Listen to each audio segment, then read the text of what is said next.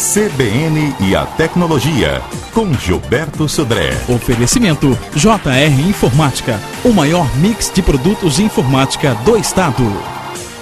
Olá, Gilberto, bom dia. Bom dia, Fernanda, bom dia aos nossos ouvintes. Um bom feriado de 1º de maio para você e para os nossos ouvintes também.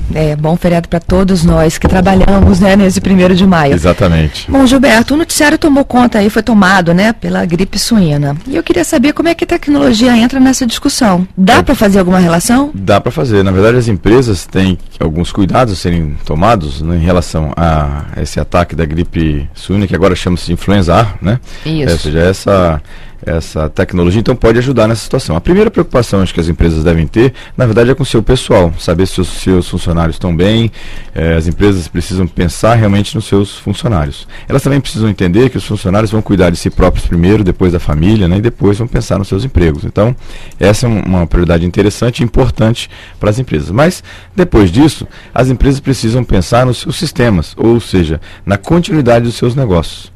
E avaliar quais são os serviços que elas prestam, ou que ela presta, a empresa presta, e analisar o que é mais importante, se preparar para mantê-los em funcionamento, mesmo na situação em que a gente tenha, por exemplo, uma redução de pessoal, ou então que os funcionários não tenham, ou tenham o seu acesso às empresas dificultado.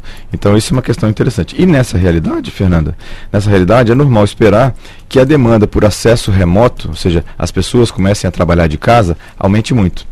E a tecnologia pode ajudar nessa questão. Pode ajudar. Lá no México, em especial, onde hoje há um pedido aí do governo federal para que as pessoas não saiam de casa pelos próximos 5 dias, é hora, então, de usar as ferramentas de tecnologia, Exatamente. Então, a empresa ela deve se precaver, ou estar preparada para que um grande número de pessoas estejam conectadas simultaneamente nos seus sistemas através de casa. E, para isso, o que é interessante? Primeiro, ter uma alta disponibilidade para esse acesso remoto, acesso externo da empresa. Depois, ter cuidado de que esses sistemas tenham acessos redundantes, ou seja, que tenham também alternativas que, se falhar, ou no caso de falha de um sistema desse de acesso dos funcionários de casa até a empresa, que eles também tenham acessos alternativos.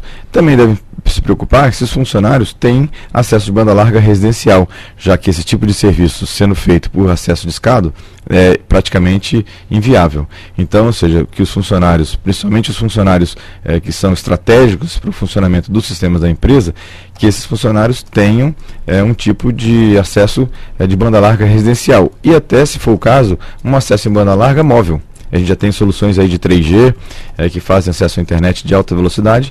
Essa é uma situação também que deve ser pensada. Isso pode gerar um congestionamento, Com certeza. Você já enfatizou. Congestionamento de linhas, congestionamento de acesso à internet, essa é uma questão. Essa situação também da gripe suína, ou da influenza A, também pode acontecer, Fernanda, restrições, como já está acontecendo em alguns locais, restrições de viagens.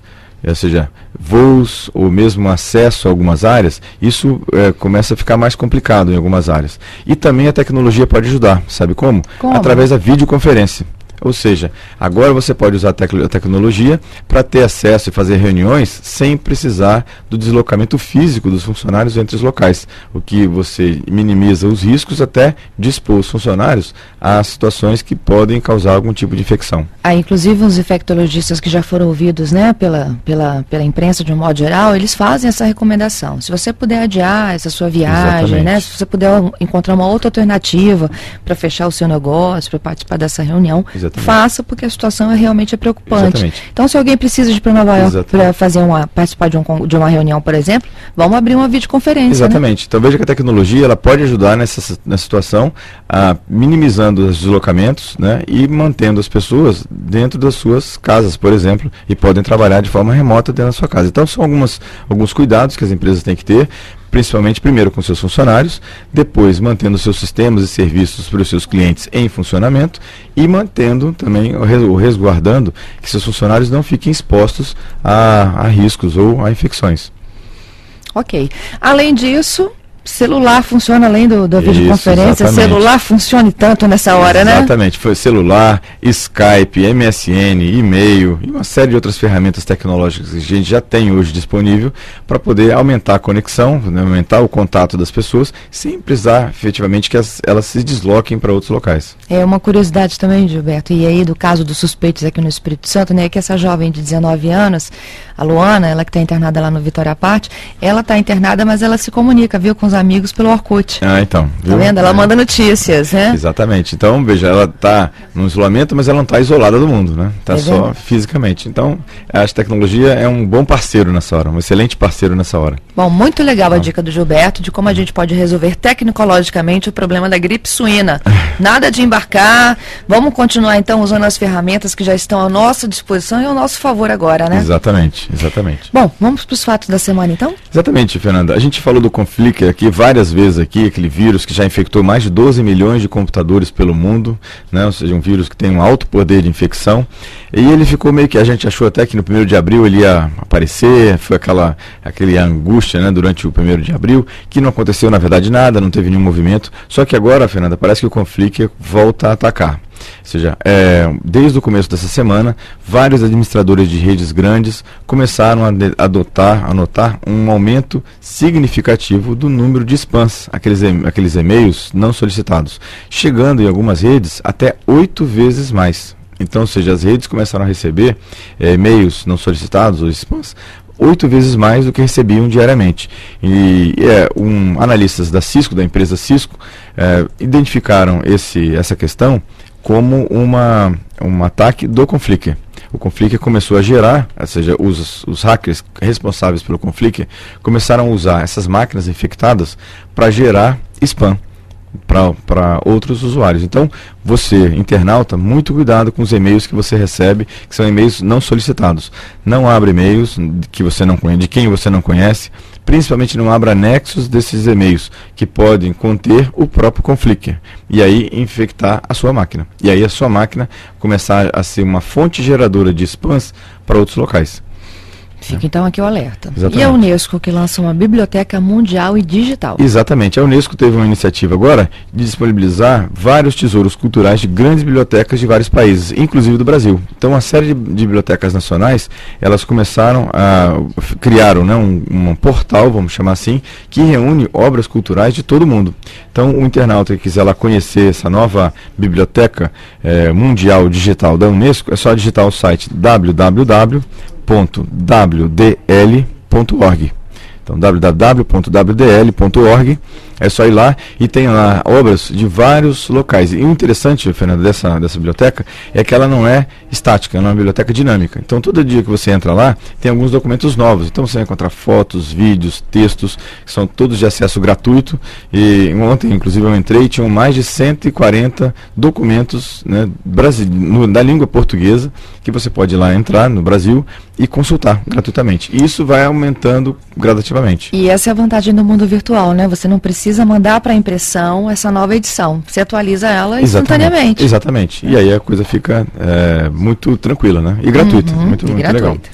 Essa semana também saiu uma notícia surpreendente, né? Ou seja, a Anatel, saiu um relatório da Anatel dizendo que o brasileiro agora, ou seja, o número de celulares no Brasil, chegou à incrível marca de 8 celulares para cada 10 habitantes aqui no Brasil. Ou seja, então já temos a cada 10 brasileiros, 8 já têm celular. Existe algum outro país do mundo que tenha tanto celular assim? Existe alguns países que têm até quase de 1 para 1. Países, né? A média é de 1 para 1, né? Então, até mais do que isso. Então, mas a gente está a caminho, viu? Acho que vamos chegar perto desse número. E as operadoras suportam essa demanda toda? Porque a gente percebe que os serviços cada vez estão com mais problemas. Né? Mas as operadoras estão investindo bastante, a concorrência aumentou, com essa parte agora da portabilidade numérica.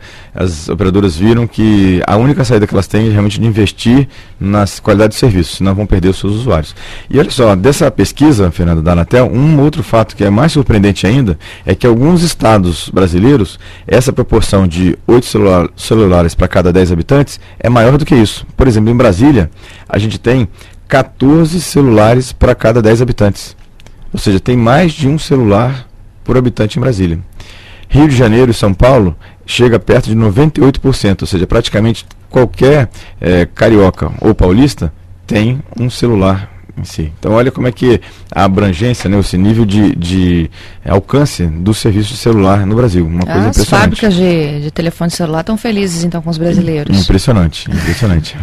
Mas em compensação, os criminosos também estão atrás de celular, né? Exatamente. Foi descoberto também essa semana, né, uma oferta, né, começaram a ver algumas ofertas muito estranhas de um celular fabricado pela Nokia em 2003, um celular bem antigo, simples até, nada de sofisticado, com ofertas de compra de até 25 mil euros por cada aparelho.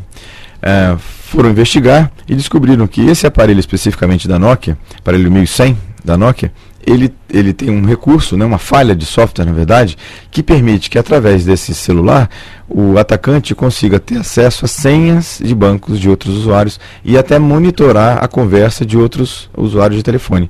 Então ela, na verdade, de um celular passou a ser uma ferramenta de ataque, por isso que começou a valer tanto. Então, uma curiosidade interessante dessa semana que aconteceu, e muita gente aí está atrás desse celular antigo, né? Nokia 1100, mas é um celular que chamou atenção essa semana. Além de ter celular antigo, isso conta também com a ajuda dos pombos, né? Para levar chips de celular e outras coisas mais para dentro dos presídios. Veja que impressionante, né? Gilberto, muito obrigada, pela sua participação aqui conosco, ao vivo, neste 1º de maio, Dia do Trabalho. Né? Te espero aqui na próxima sexta com outras novidades de tecnologia. Obrigado a você, Fernanda, um grande abraço a você, os nossos ouvintes. E lembrando que a gente tem lá o nosso blog, www.gazetaonline.com.br/blog Vida Digital, e também estamos online através do Twitter, www.twitter.com/Vida Digital. Entra lá, dá sua opinião, dá sua dica, sua sugestão. Vamos conversar aqui no CBN Tecnologia. Combinado então. Um bom dia para você. Bom dia.